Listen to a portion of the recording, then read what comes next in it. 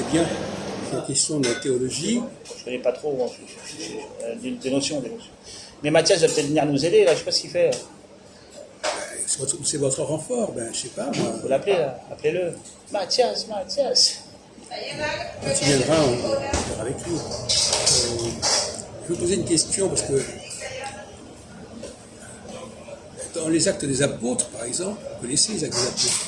Oui, plus ou moins. Je n'ai pas une mémoire de tous les... Vous avez la Bible sur vous, je pense. Ah non, j'ai pas... Non, mais je connais les grandes lignes, mais... À un moment donné, on demande quand est-ce que viendra le royaume d'Israël. Ouais, pouvez vous rappeler, là, parce que moi, je n'ai pas lu ça depuis très longtemps, mais ouais, c'est dans les actes des apôtres, ça. Alors, le royaume d'Israël, bon, alors, évidemment, comme vous ne l'avez pas, peut-être que vous ne l'avez pas. Vous l'avez, vous? Non, je ne sais pas. Alors, on peut regarder sur Internet, évidemment. Ouais, on va demander à Mathias, il va nous dire. Pourquoi il connaît mieux? Non, parce que lui, avec son portable, il peut moi bien... aussi, mais je ne peux pas avoir... Ouais, moi, je ne fais pas trop l'ouvrir la porte parce que ça ne marche pas tout le temps, mais lui il a une bonne collection. Il va nous l'ouvrir, on va lui demander. Ouais, on va continuer alors. Oui. Bon. Quand les mages arrivent, les trois mages arrivent,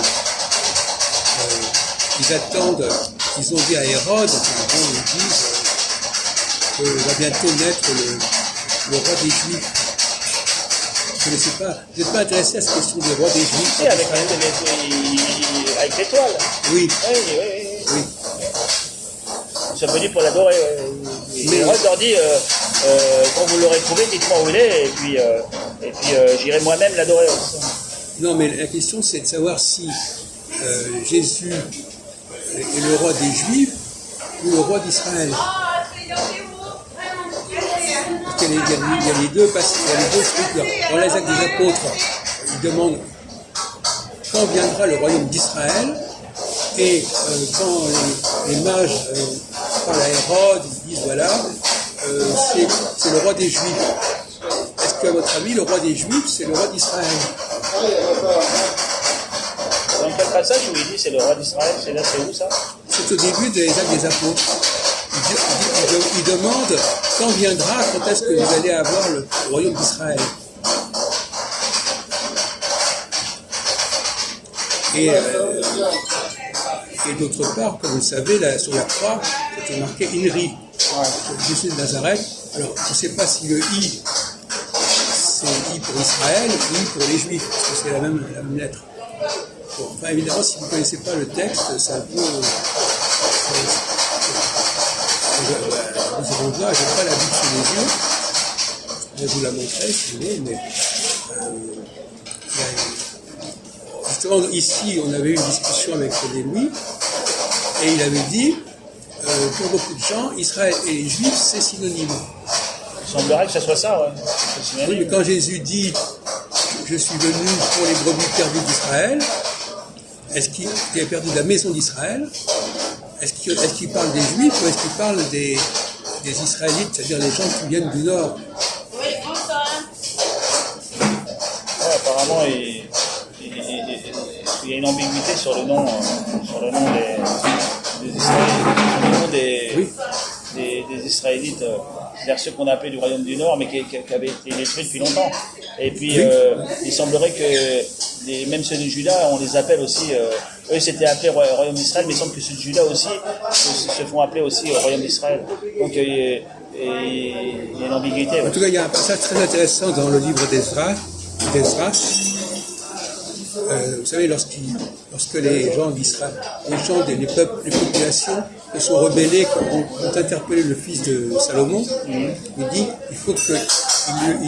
au fils de Salomon qui s'appelle Roboam, je crois, il dit on ne peut plus supporter cette situation. Ouais. Ils se plaignent, ils veulent alléger le poids des impôts, le poids de l'oppression du royaume. Et alors ce qui est intéressant, c'est que les gens de Judée, ils parlent de ce peuple. Comme si ce n'était pas le même peuple. Ils avaient la conscience que ce schisme qui s'est produit, c'est aussi un schisme entre deux populations qui étaient quand même fondamentalement différentes. Une partie, je crois, n'était pas complètement d'origine juive, c'est ça, ça oui. Du côté ceux du Nord, ils étaient mélangés, c'est ça? Oui, enfin, bon, en tout cas, ils étaient considérés comme constituant un peuple à part, un peuple qui n'était pas le peuple. Ce qui fait que. Donc, alors finalement, qu'est-ce qui brouille les pistes sur cette histoire? Ce qui brouille les pistes, c'est l'histoire des 12 tribus. Parce qu'on s'aperçoit que ces 12 tribus, c'est une invention. Puisque ça laisse entendre qu'il y a une seule et même origine. Une même origine qui est les enfants de Jacob. Il semblerait que ce soit les gens d'Israël qui ont inventé cette histoire. Disons qu'il y a une hiérarchie, il y a 12 tribus, ils sont de la même origine, mais c'est quand même 12 tribus qui ont une spécificité chacune, c'est ça? Non, c'est pas ça que ça veut dire. Non, ça veut dire qu'en fin de compte, il y a un peuple qui a été vassalisé, qui a été soumis, et qui ensuite veut faire croire qu'ils ont la même origine que ceux qui les ont soumis. C'est pas pareil. Bon.